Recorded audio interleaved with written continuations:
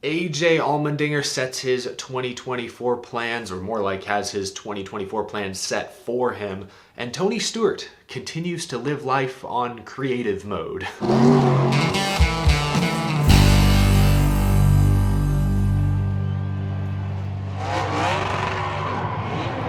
How's it going, y'all? My name is Eric. Welcome to Out of the Group. Busy NASCAR news week. If you missed it this morning, we broke the news of a brand new NASCAR Craftsman Truck Series team set to hit the track in 2024, Faction 46. Brand new owner, team will have a strong technical alliance with Nice Motorsports. The driver has not been announced just yet, but y'all have left plenty of very good guesses in the comment section. Well, most of you, as cool as it would be. I don't think Tom Cruise is affordable.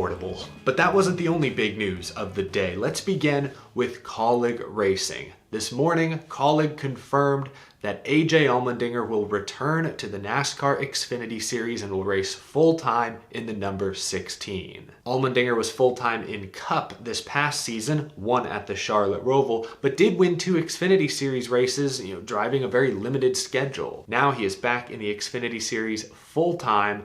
The statement from the team was pretty vague, but they indicated Allmendinger will make some Cup Series starts in 2024. Don't know if it'll be in a third car like the 13, or maybe it'll be the 16. He'll share that ride with other drivers. I think it's safe to assume he'll make some road course starts next year at the very least, but Kaulig did not give really any details. As for Allmendinger himself, he said in a statement, quote, "My plans for 2024 have always been whatever Matt Kaulig and Chris Rice think is best for the team. We've got work to do on both our Xfinity and Cup side as we continue to grow, but I think we're putting ourselves in the best position to keep improving. With Josh Williams coming on board, it'll be fun to learn each other's driving styles and work together as teammates on Saturdays. I'm excited to be a part of everything we're working on at Kaulig Racing and see what we can get done next season." So it's pretty clear, based on that statement, everything we've heard from AJ in recent months, that this was not his decision. I think if it were solely up to AJ Allmendinger, he would have liked to remain in the Cup Series, full-time, racing on Sundays. But AJ's a team player.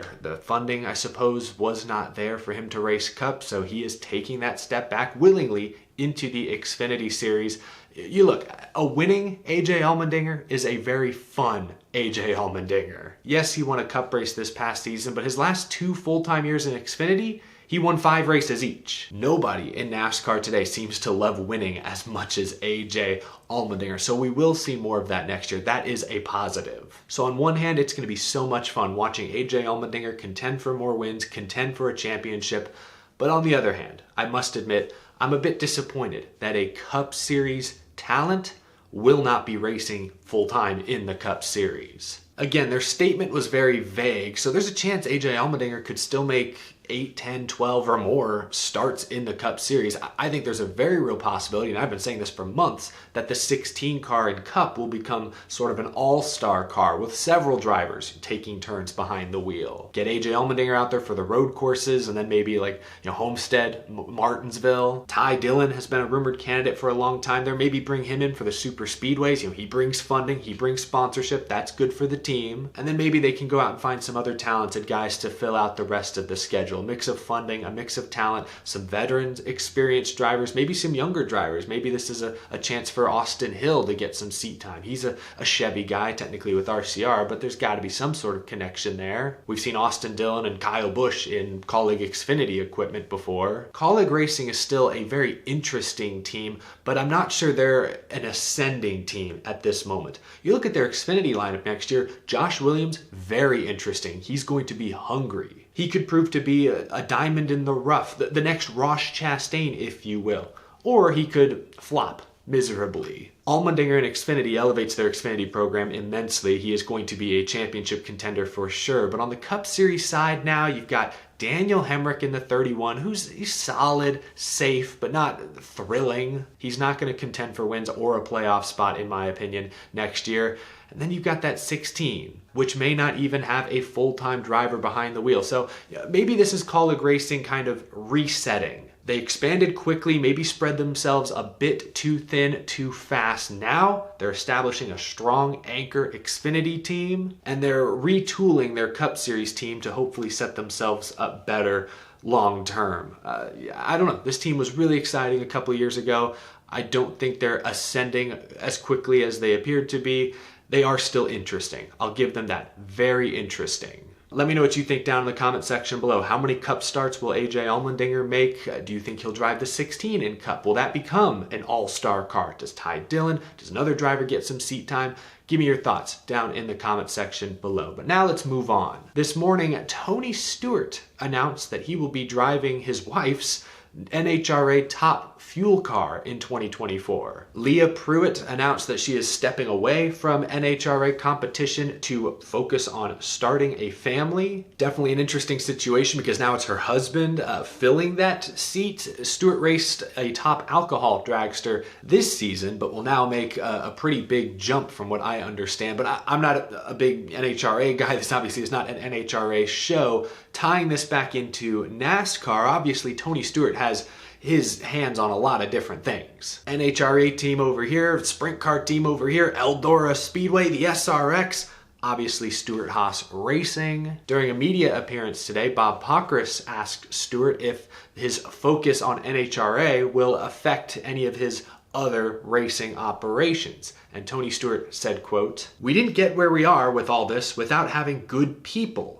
That's what it takes. It doesn't take me to make it all work. It takes me surrounding myself with good people to make this work." Interesting comments there from Smoke, and I think he kind of misses the mark. Look, it's been well documented that Stewart Haas Racing is not performing nearly as well as they should. Their drop-off has been sharp, sudden, and difficult to explain, at least from the outside looking in. Like in 2020, Kevin Harvick won 9 races, was dominant.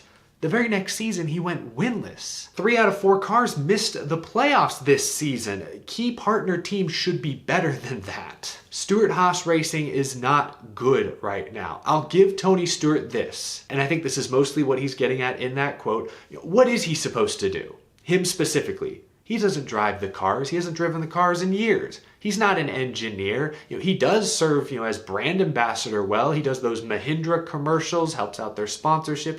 He's serving that role pretty well. Stewart is right. His job is not to micromanage so much as it is to find the right people and put them in the correct positions to succeed. That is his job. But in my opinion, he and other SHR leaders have failed at that job in recent seasons. That's why I feel like his comments kind of miss the mark. No, it's not Tony Stewart's job to go down there and drive the cars, change the tires himself. But would the team be in a better place if Tony Stewart, whose name is on the building, were more hands-on?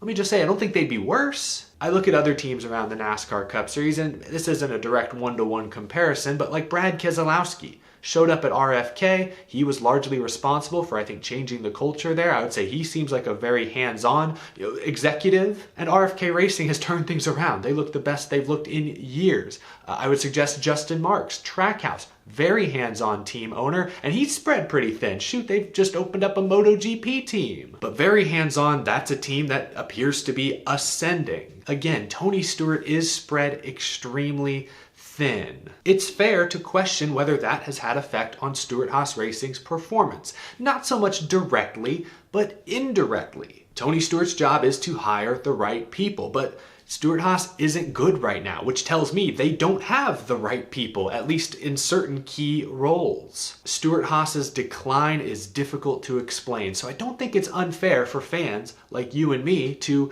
seek our own logical answers. It's not unfair to look at Tony Stewart and say, hey, this guy's got a lot of other projects. Maybe he's not as focused on NASCAR as he should be. Maybe that is having a small effect on their performance. That's not an unfair conclusion to draw. I understand Tony Stewart doesn't agree with that assessment. He's trying to push back against that narrative. But ultimately, his name is on the building. It's Stewart Haas Racing. Whatever they've been doing the past couple of years has not worked. Tony Stewart's got another non-NASCAR challenge he's taking on next year. Good for him.